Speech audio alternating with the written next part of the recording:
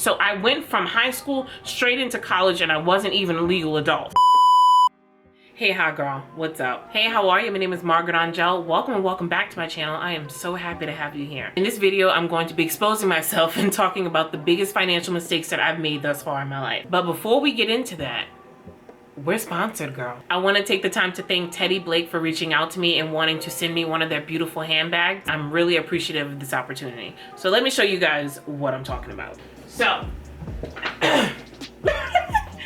the box is as big as me. So when you get your box in the mail, take off the shipping box. This is what the bag comes in. Bag is double wrapped with bubble wrap and a plastic wrap around the dust wrap. And then here's the handbag and the dust bag. So what the dust bag does is it protects the bag from any type of markings, any type of scratches, any debris, anything like that. So I'm gonna take this off. You get ready. Oh my.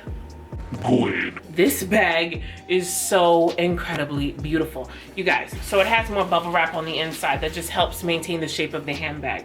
But this is the Kate Stampato 12-inch Teddy Blake handbag. Oh my goodness. Now what's incredible about this handbag is the fact that Teddy Blake uses the same factories as other luxurious brands to bring you the most quality at an affordable price. Teddy Blake made it possible to create luxury handbags without the thousands price tag and never compromises on their attention to detail and craftsmanship. My friends, this is premium Italian leather at a fraction of the price. I cannot stress that enough. These bags are created with you in mind, and what's really cool is that Teddy Blake actually releases new releases every month. So one month, if you look on the website and you're like, not really sure, they have new styles that come out every single month. It has been an absolute honor to work with you all at Teddy Blake, and for my amazing followers, Teddy Blake has been so gracious to offer a 15% off code. So if you use the code HOTGIRL, you save 15% off your purchase. I know this has been a tough year, and if you can and you are interested in getting a new handbag, I mean, down to the quality, the craftsmanship, the bag is absolutely stunning. It's so sturdy. You guys are more than welcome to use the code and maybe get something really nice for yourself or someone you love for the holidays. I will leave it up here. It'll be also linked in the description below. And with that said, let's get into the video. Hey, hi girl, what's up? So when I was younger, it's been 84 years. And even up until a few years ago, I was very foolish with money. Now, when I say foolish, I don't mean like, oh, every now and again I'd be a little frivolous, spend a little here, spend a little there. No. I'm talking like I was actually loose with the dollar. Look, I thought I was Zorro with my credit card. Like just everywhere I went, I was like, I want this, I want that, I want that. So much so that it bit me in the butt when I became an adult and I realized how serious credit and finances actually were. Now, this might be a concept of like, okay, well, Margaret, like duh, like when you're an adult, you should know how to manage your money. But when I was younger, I just had that mindset of if I want to have fun, if I want to spend money on this, if I want to do this, I'm gonna do it because it's my money and you can't tell me what to do with my money. Now, you should not tell anyone what to do with their money, but I do think me explaining my mistakes will help resonate with a lot of people that may be in a financial bind right now, or even people that could just sit back and just laugh at how foolish I was when I was younger. So let's begin. My top financial mistakes. Number one, joining a multi-level marketing company. So for those of you that don't know, I'm not going to be long-winded about this. I have a whole bunch of videos on my channel about it if you're interested. But in the spring of 2015, I had joined It Works Global. I joined It Works Global because somebody that I had known had told me that they were doing well in the company and they were explaining how It Works was this incredible financial opportunity, and you know, you can get in on the ground up and you could really move up and make some serious cake with this business. I'm 19 going into 20, so I'm like, yeah, I want to be able to be set. I'm tired of college. I just want my money now. Not everything that glitters is gold, and I learned that 5 months into the company. I mean, the hard work that I put in, I did not see any benefit from whatsoever. Like I literally paid more in taxes than what I made.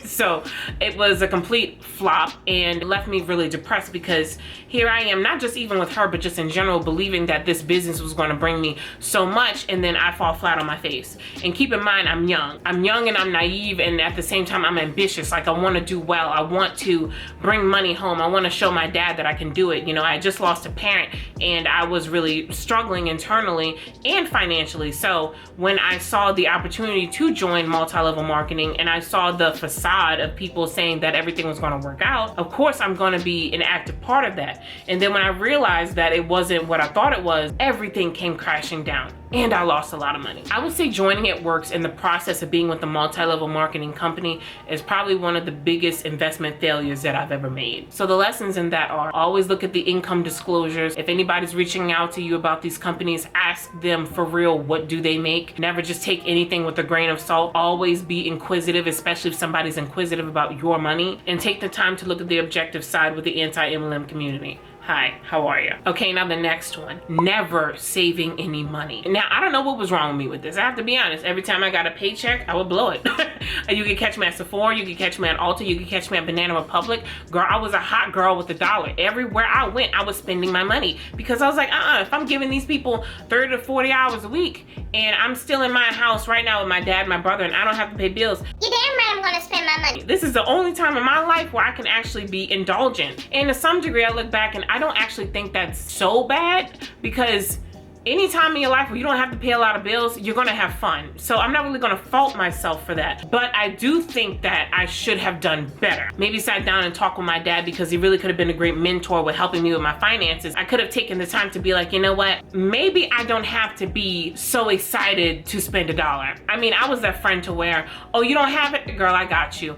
Oh, you wanna go to the mall? Let's go. Oh, you wanna go out to eat? Yeah, let's get this. Let's go to Red Lobster.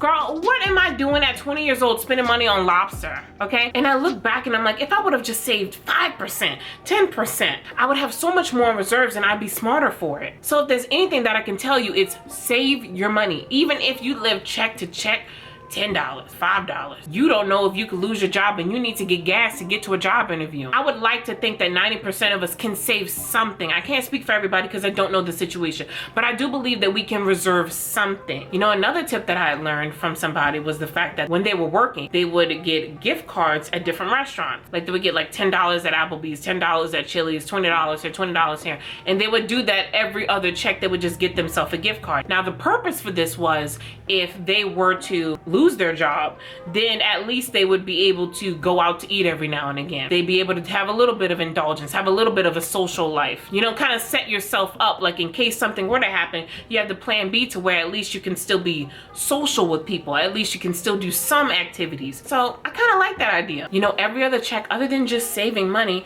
you could also be saving those social experiences with friends in case something were to happen with your place of employment. So I thought that was really interesting. But yes, save your money, save whatever you can. Take that from somebody that didn't save for years and was caught in a really deep abyss of not knowing what to do for a very long time. There are even apps like Acorn where they'll round up your dollar amounts and they'll even invest that money for you to have later on in your life. Investing is vital, and sometimes you just got to start from the ground up. But yes, save your coin.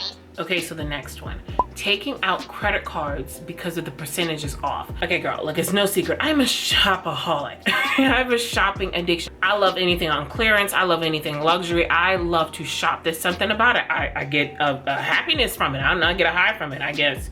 I guess you could say I really do have a problem.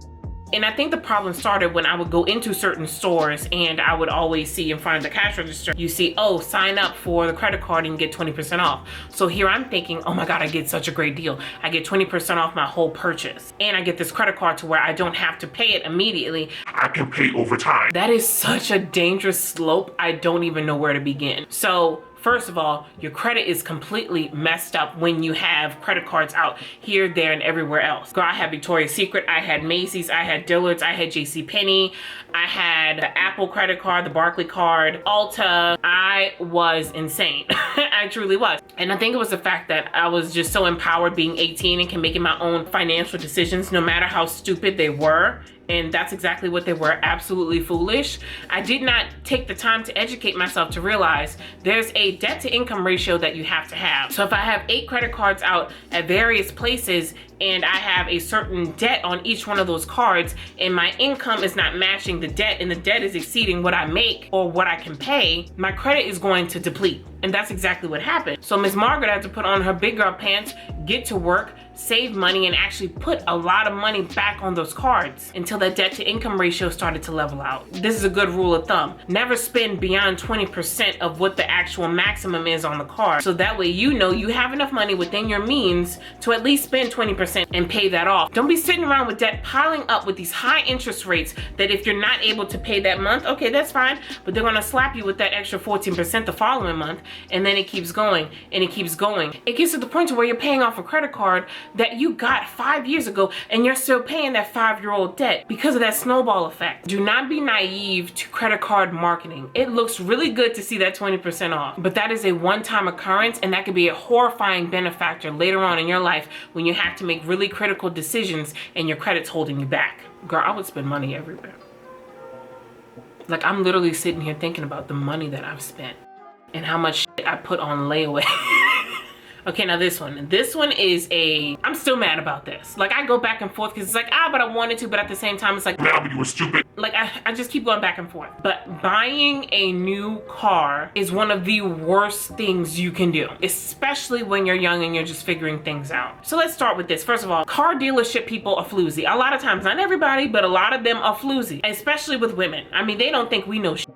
I'm just going to keep it real. I mean, they treat us like we are absolutely foolish. So if you ever want to buy a car, always make sure you do your research. So that's number one. Number two, I say buying a new car is a bad investment because of the depreciation that occurs. A lot of times, like near every time, as soon as you purchase a new car, it depreciates as soon as you drive the car off the lot because now the car has an owner. It's no longer new. Like for me, when I bought my sports car, as soon as I drove it off the lot, $4,000 went down the drain. And the next day I checked, I went to the KBB value and I was like, wait, I just purchased this car. I just put $10,000 down on this vehicle and it was already down $4,000. I purchased the car new and it was the last of its model, so I thought that I was really getting a staple vehicle. I paid a staple price for it. Maybe this isn't for me. And then 3 days later, after purchasing the vehicle, I decided to call CarMax because I'm like, you know what? Maybe this was a bad investment. Let me see how much I can get back. I saw the car already depreciated, but I was curious to see at least what would be my trade-in value or what would be some money that I would receive back. Would I lose that much is what I'm getting at. So I called the dealership and they're like, oh yeah, well, we'd only be able to offer you somewhere around like 18 to 20,000. But I paid way more for the vehicle just because it was new and it was at a dealership. I paid that freaking MSRP when I could have just bought the vehicle used somewhere else and literally saved myself $10,000. I know one thing's for sure. I really can't see myself ever doing it again, but I truly believe I will never buy another new vehicle again. That has to be one of the worst financial investments that I've made. Knowing that I spent that much and I had other avenues, but I was sucked in because the dealership guy was really nice and the car was pretty and it had the showroom lights and they told me that it was one of the last of its kind. Always do your research. And nothing, going back to them treating women like we don't know nothing. This guy, when I was sitting in there, you know, they bring you to the desk with the computer and they act like they're doing something. He was like, oh yeah, and you know, we ran your credit at the time I got my credit up. And he was like, you know, your credit is real good. My credit was around 780. And they offered me a 8% interest rate for a credit score of 780. My naive mind, because he told me that was good, I signed the papers. I go to my credit union with my father the following week. I get a credit interest rate of 1%. Stay away from new cars. And the last one, not going to community college first. So for those of you that don't know, 4 years ago, I graduated with my bachelor's degree in social counseling. It is one of my biggest achievements. I love talking about mental health. I love raising awareness for the stigma that's brought upon mental health as somebody that does suffer with anxiety. I think it is so incredibly important to get the message out there that it's okay to feel how you feel. It's one of the greatest blessings having my degree. So I'm beyond grateful for that. But one thing that I really wish I would have done differently is listen to my mom.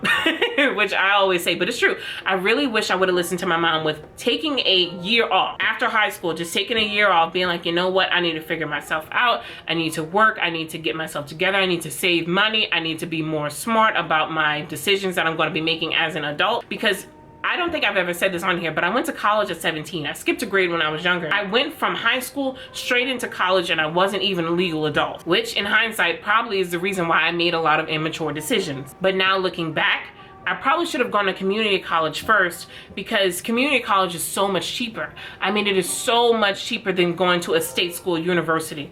I should have just started at community college, got the prerequisites done, and then I could have transferred with those prerequisites and then went into my core classes. And that would have saved me, I kid you not, I did the math, $38,600 if I would have just went to community college first, gotten those prerequisites done, and then went into my core classes. The amount of money I could have saved, almost 40 grand, girl. If there was ever a time to really kick myself in the butt outside of the stupid car, that would be it. People will say, well, the gift of education is priceless, but I'm here to tell you it's not. Education is expensive. Please check with your local community colleges, if you have that around you, to see if you can get those prerequisites there and then dive deep into your program. It's so much easier that way and you will save so much more money. I can't stress that enough. I really wish I could just go back to young me and be like, girl, why didn't you take care of yourself more? You would be in such a different position maybe now. Maybe now I'd be sitting on way more stacks than I have. I don't know, but I wish I could just go back and, you know, tell myself that, you know, it's okay to say no. Not every opportunity is a good opportunity. Not every investment's a good investment. Not everybody has your back, and some people are out here just for the coin. I'm telling you all this now because I need you to resonate with that. I need you to understand that not all money is good money. Not every investment is a good investment. Always do your research and always make sure that whatever you put your hard-earned money towards matters, and it will matter later, and it will matter after that. Because babe, if you're sitting there and you're teeter-tottering like, well, I'm not sure, maybe this time. No, don't do that. This is a pandemic time. Whatever you put your money towards, I need you to make sure that that money is going to work for you. There's a lot going on right now, you guys. There's a hell of a lot going on right now. So I need you all to be safe, be smart, and always do your research for your own personal benefit. It can only help you. But yeah, you guys, that's it for today's video. I really hope you enjoyed me going through my financial mistakes, and I really hope that helped some of you learn something, or even if some of you resonated with what I said. And if any of these tips were helpful, please let me know in the comments down below. Thank you so much to Teddy Blake again for sponsoring this video. I love the handbag. I can't wait to show it off. I'm gonna be on Instagram acting a fool with it, so don't even worry. You're gonna see it more, girl. I am obsessed with that bag. But yes, you guys, thank you so much for hanging out with me today. My merch, my podcast are linked down below. My socials are right here if you want to follow me. I love you very much, and I'll see you next time. Goodbye.